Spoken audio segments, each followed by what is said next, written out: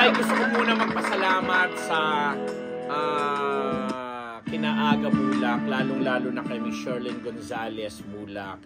Dahil nung huling lamay sa gabi ni Manay Ethel. Siya actually itong episode natin. Ito na yung sinasabi ko sa huling lamay ni Manay Ethel. At sobrang touch ako dun sa gesture ng mag-asawa. Especially kay Sherlyn. Ganito lang kasimple yung kwento. Pero bago yan, maraming salamat muna sa mga subscribers, sa mga sponsors po natin dito sa Unbettable Channel. O, nagbabalik po kami pagkatapos na mag-emote-emote ni Donita, no? So anyway, going back to Sherlyn, sobrang na-touch ako dun sa gesture na ginawa ni Sherlyn Gonzalez. Mga nakakakilala sa kanya ay talaga namang alam niyo kung gaano kaganda ang ating binibining Pilipinas Universe at Miss Universe fifth runner-up nung sumali siya. But anyway, sobrang na-touch ako, sobrang naaliw ako kasi habang ako'y nandoon sa tinitingnan namin ni Niyong yung si Manay Ethel doon sa kabaong, no. Tapos nakapagkwentuhan ako kay Ate Len Llanes at saka kay Ate Chitramos na mga kapatid ni Manay Ethel, na mga kasamahan din po namin sa panulat. Tapos nung nakita siguro ni Sherlyn na medyo nandoon ako sa area na na pwede siya nang lumapit, nagkukwentuhan na lang kami, lumapit bigla. Sabi niya, "Hoy, Ambet." Tapos sabi ko, "Yes, madam." Ganun pa ako, ganda-ganda. Tapos sabi niya, "I just wanted to thank you for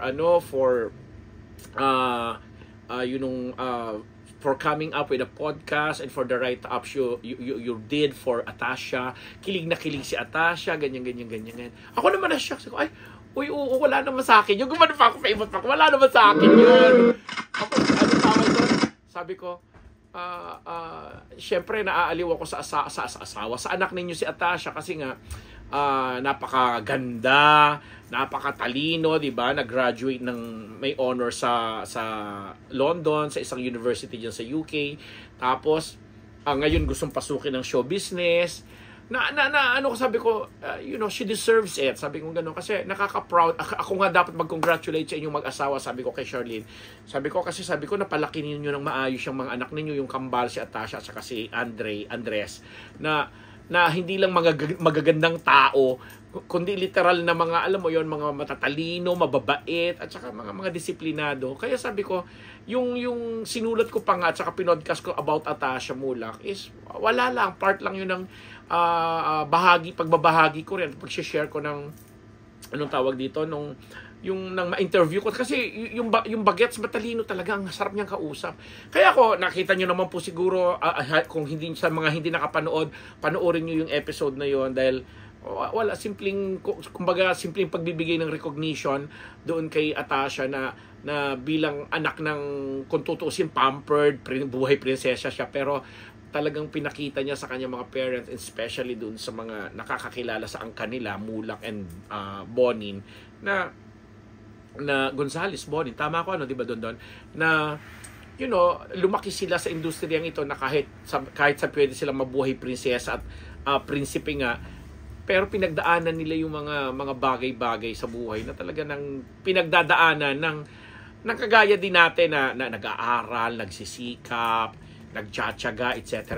Tapos nabibigyan ng magandang karangalan yung mga parents. So, sabi ko, ganun lang yung naging laman ng podcast at saka nung ano ko. Pero, the very fact na si Miss Sherlyn Gonzalez po talaga ay personal pang nagpasalamat sa akin, ay masayang-masaya po ako syempre dahil hindi naman tayo sa nagmamalaki kasi sa 30 years mahigit namin dito sa industry, marami na rin po kami mga naging kumare at mga naging kaibigan ng mga artista na ganun din na mga nagpapasalamat din kapag nabibigyan namin sila ng alam mo yon, ng espasyo sa aming mga panulat, sa mga column namin sa mga tabloid at sa mga broadsheet.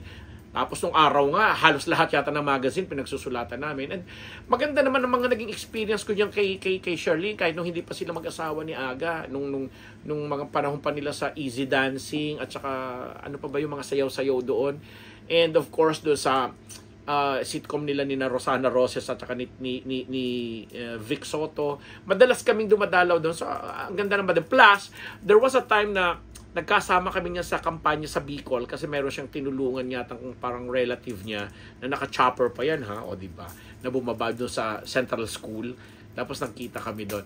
So, hindi nagbabago, especially the ganda at saka yung aura, at saka yung alam mo yung breeding ba niya na nakatangi-tangi. Kaya gusto ko ma starstruck habang kami nandoon sa Lamay. Syempre pinigilan ko ng konti, pero gusto kong iparating dito especially kay Aga na nag-message pa sa akin. Naka-message ko pa si Aga eh. Ang dami niyang ang dami namin pinag-uusapan nung umuwi na kami at ang dami namin mga actually sinabi nagulat na ano pa nga ako, nasabi pa niya na you're one of a kind, isa ka sa pinakamabait na nakilala ko sa industriya since nag-start siya sa showbiz.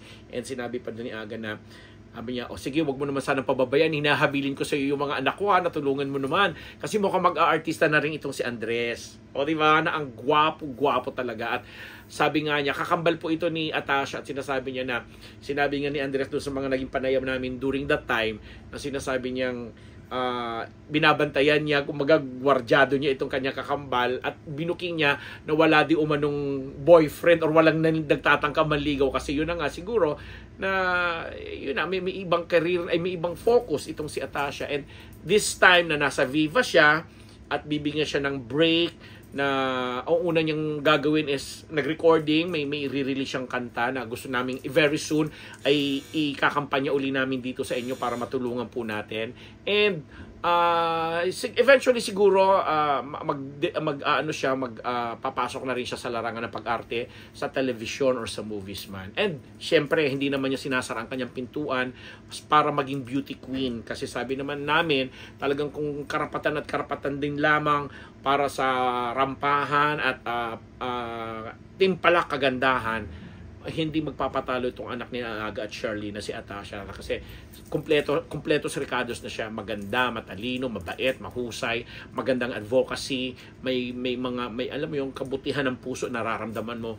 And to you Atasha, nandito lang ang inyong Papa Ambet sa inyong dalawang magkapatid, magkakambal na si Andres. Nakasuporta kami sa inyo kung ano man yung papasukin pa yung larangan at kung ano man yung mga gusto nyong gawin sa showbiz, mga advocacy ninyo. We are here to support and help you. O di ba? Kaya mga ka-Team Unbettable, go for to the Mulak family. Sherlyn, baby, maraming salamat kapatid. Kay Tugang na Aga Mulak, Diyos mabalo sa Indo, and kay Atasha and kay Andres. We're here lang. Thank you very much. At sa mga supporters po namin dito sa Unbearable Channel, maraming salamat po, especially to our sponsors. Ako ang inyong lingkod, Papa Unbearable, Ambet Nabus. Bye-bye!